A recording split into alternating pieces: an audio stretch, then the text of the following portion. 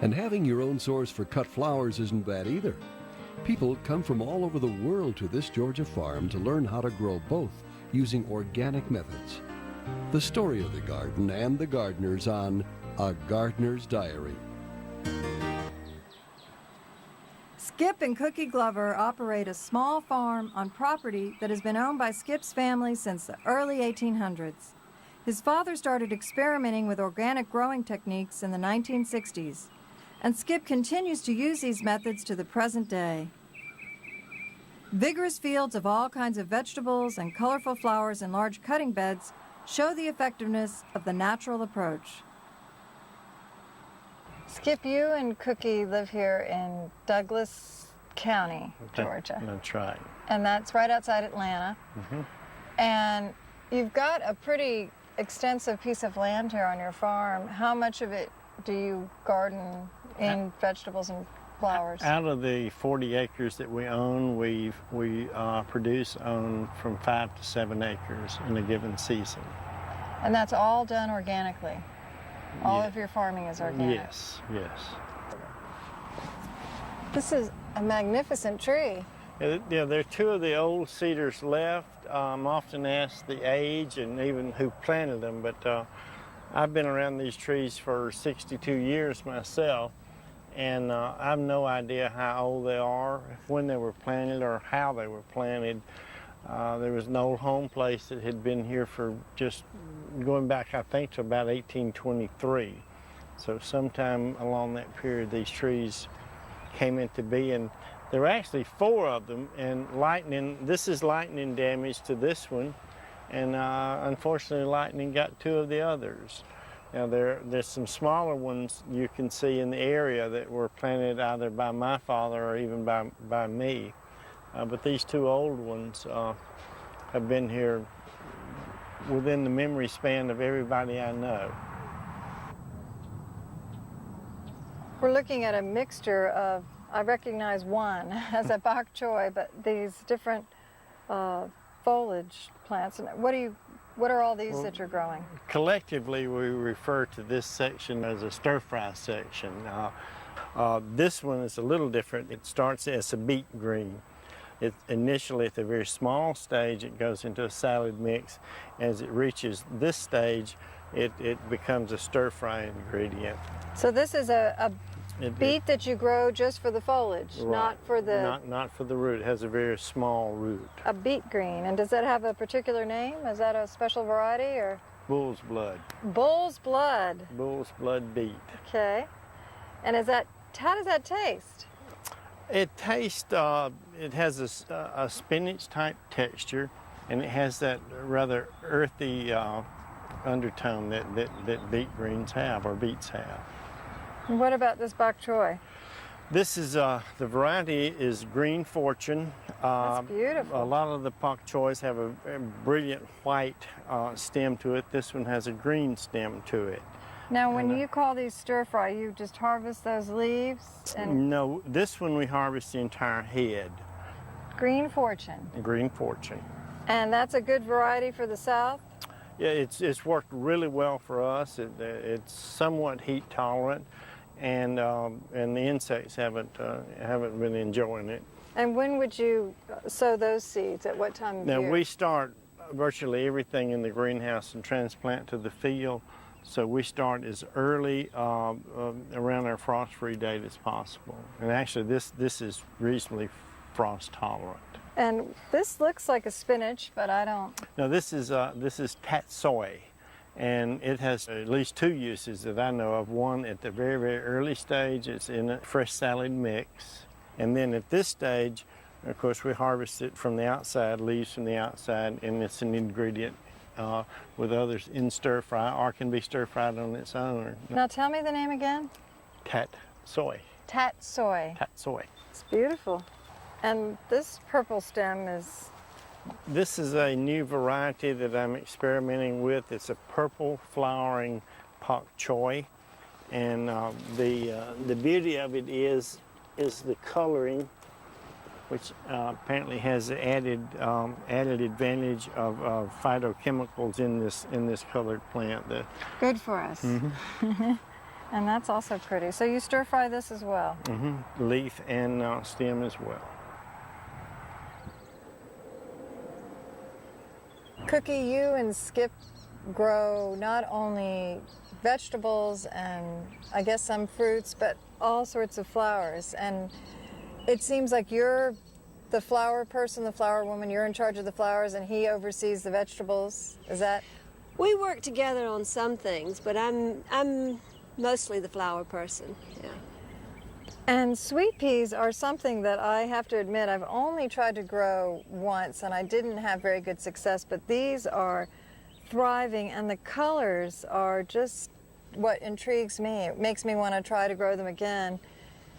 And just that beautiful maroon and that pink and white and purple all in this batch. Is this a particular selection? Well, this is a mammoth sweet pea, and I soak the seeds in the fall for 24 hours, and I plant them in the fall. And they come up a little bit, and then the cold weather comes and they sit still, and then it warms up and they come. We have very sporadic weather here in Georgia, so it kind of grows in spurts, but it's a spring flowering sweet pea. And this is a mix of many different colors. And I make bouquets with these I harvest very early in the morning, and there's a very heavy dew here on this. We're in a low area here. This has a wonderful aroma. I really think this is one of the sweetest. It's a heavy, sweet, wonderful smell. And is the scent stronger as it gets a little bit warmer after you cut them? I think so, yes. Well, this is one, and you've used this metal for a trellis, and so do you just tie them up? Well, they have these little tentacles here that catch a hold. Sometimes I need to help them if they're confused on which way they're going. So when they're, say, about this high, I'll sometimes tie a little string to help them out to go up the trellis. How long of a bloom will you get? A month? Or? Oh, I'd say 2 months or so. 2 months. A little over that's 2 great. months, yes. Skip shows how you can start vegetables early by using an inexpensive variation on an old French technique. And Cookie shows off some easy-to-grow flowers from the cutting beds when we continue.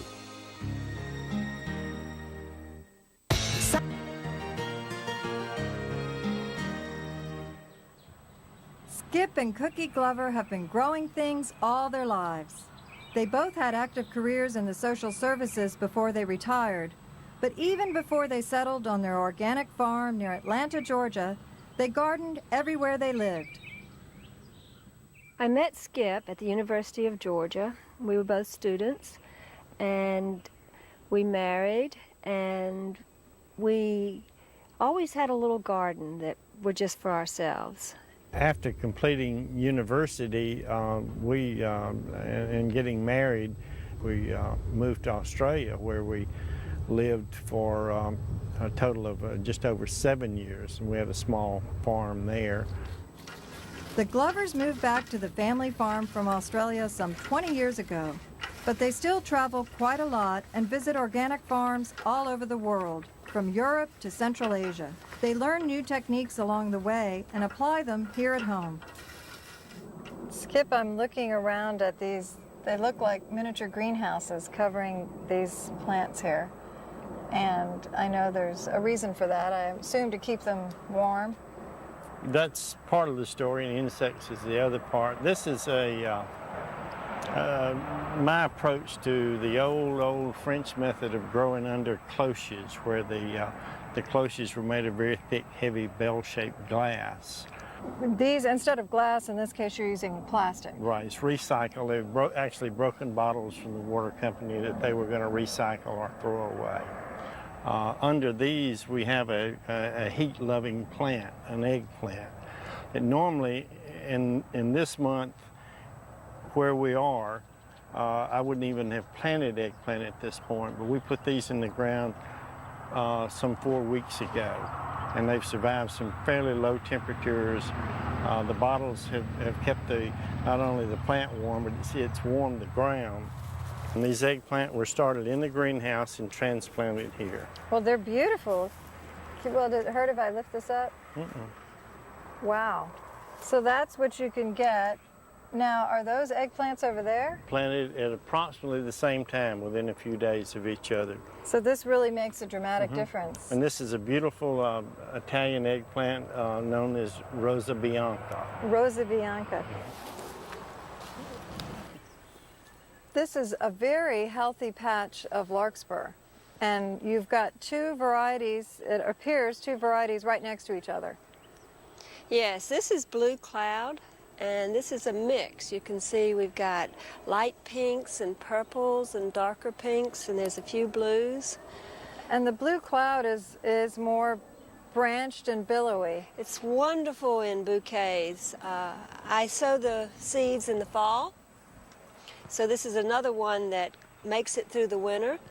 And I mulch with wood chips to keep the weeds down, but this is also a spring flowering larkspur. How long will this bloom? Almost two months or so, a lot depending on the weather.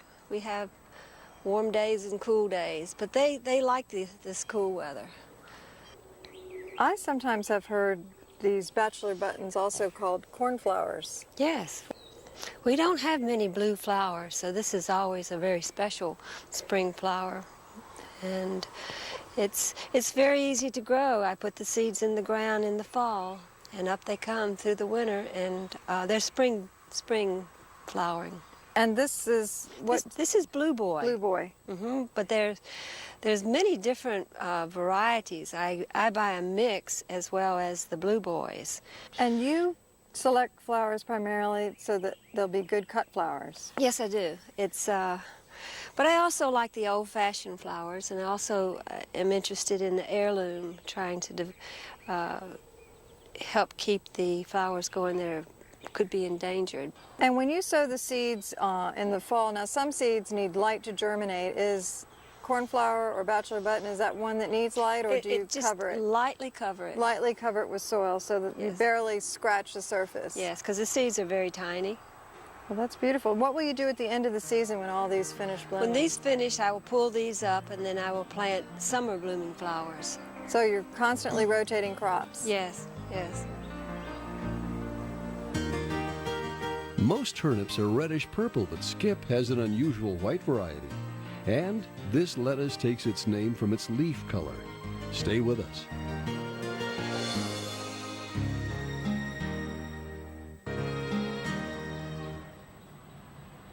Since the early 1800s, the Glover family farm in Douglas County, Georgia, just outside Atlanta, has been through many changes, but it has always been farmland.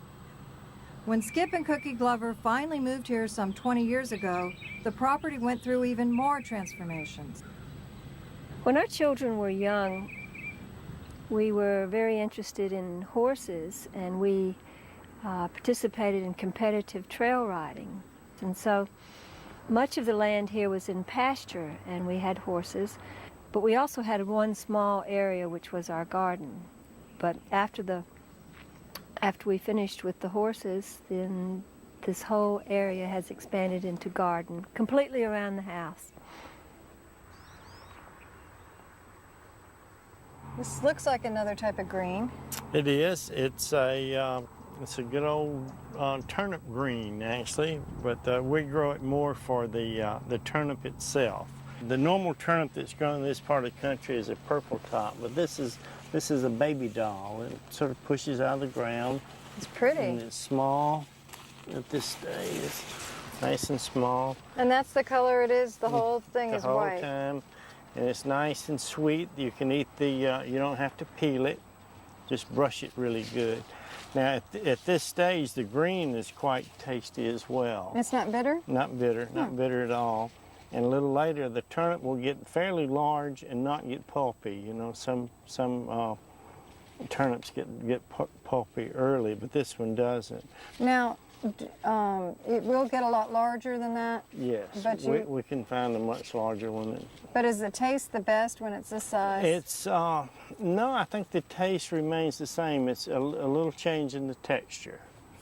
Change in the texture. One thing I notice about the foliage is that it's got holes in the leaves, but that doesn't, you're not put off by that, and you're willing to put up with a few, obviously that's some sort of insect damage. It's, I think it was, we had a very warm spell early in the season, and aphids, this is aphid damage. This patch of lettuce is luminous. The color looks almost like wine. Well, the name of it is from a wine type, Merlot. And what type of lettuce is this? It's a Batavia, a loose leaf lettuce. It doesn't come to a full head. It stays in this wider leaf. We use it at the very early stage when it's quite small. It goes into a mix. When it gets to be this size, it's sold as a full head and used a lot by chefs as plate decoration. On a white plate, it makes a beautiful presentation. So Merlot, and I see other types of lettuce all around. I see a mix here. How many different varieties do you think you grow? This year we have, I think it was 8 different varieties. And of course we stick as close to the Batavia type as possible, as in our part of the country they withstand heat better than say icebergs or romaines or whatever. So for Zone 7, a Batavia leaf lettuce type is the best type to look for to grow. I think so, yes. The use of cover crops is an organic gardening technique that enriches the soil. Cookie has one that looks good too. And Skip is trying to preserve a plant he calls the collard for the non-collard lover. When we continue. Paths.